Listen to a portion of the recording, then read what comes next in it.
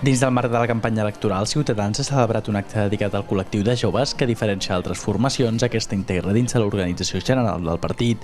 L'acte encapçalat per Albert Rivera es va celebrar en un bar musical de la Villa Olímpica i en ell van presentar els punts del programa que fan referència a matèria de joventut. Què hem proposat avui o què proposem des de Ciutadans en el món de la joventut? El primer que hem de dir és que trobem que la joventut i les polítiques de joventut no només han de ser sectorials, sinó són polítiques globals. És a dir, igual que ho parlem amb el camp de la dona i amb altres camps, creiem que al final estem parlant de polítiques que efectivament afecten a determinats col·lectius però que han de ser globals.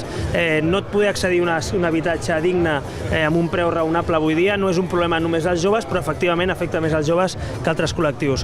No accedir a un treball digne o poder accedir al món del laboral en plena crisi econòmica és una cosa que afecta a tota la societat, però efectivament també afecta més als ciutadans joves. Per tant, el que fem és, d'alguna manera, és focalitzar quins problemes tenen els joves, però no des d'una perspectiva només sectorial, sinó d'una perspectiva global. Al discurs, Rivera va tocar diferents temes relacionats amb l'educació, la immersió al món laboral o l'accés a l'habitatge. També va exigir l'excel·lència del treball com a objectiu a aconseguir mitjançant l'escola i va carregar contra la mesura, segons ell, electoralista dotada de subvencions als joves nini. En Cataluña, mal que nos pese, tiene un 32% de fracaso escolar. Las universidades catalanas... Bueno, yo creo que hay que votar a Ciutadans en estas elecciones porque hay que rebelarse frente a una situación política de demasiados años en Cataluña donde la clase política ha estado de espaldas a los ciudadanos. Necesitamos una nueva ley electoral, trabajar contra la corrupción, defender las libertades individuales por encima de mitos y derechos colectivos.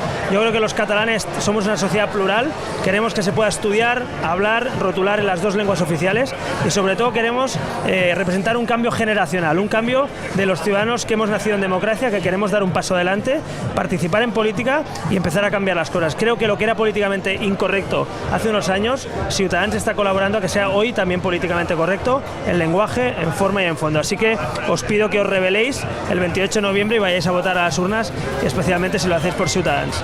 Rivera es presenta com a cap de llista amb Ciutadans, que es defineix com un moviment de ciutadans lliures que volen redefinir la política amb la creació d'un partit alternativa, posen damunt la taula un debat sobre l'estat actual i defensen per damunt de tot les llibertats individuals i la democràcia. En matèria d'estat, defensen l'unitat d'Espanya. Respecte a l'economia, volen fomentar el sector secundari, promocionar els primers i tirar endavant un pla d'austeritat per les administracions. Pel que fa a la immigració, defensen la creació d'un mitjà de treball i residència europeu i finalment proposen una reforma educativa que solucioni el problema del fracàs escolar. Ciutadans, amb l'eslògan Rebel·la-te, presenta la seva campanya electoral uns objectius relacionats amb el bilingüisme, l'educació i la política econòmica, entre d'altres, i només obre la possibilitat del pacte a aquells partits que coincideixin en algun punt del seu programa.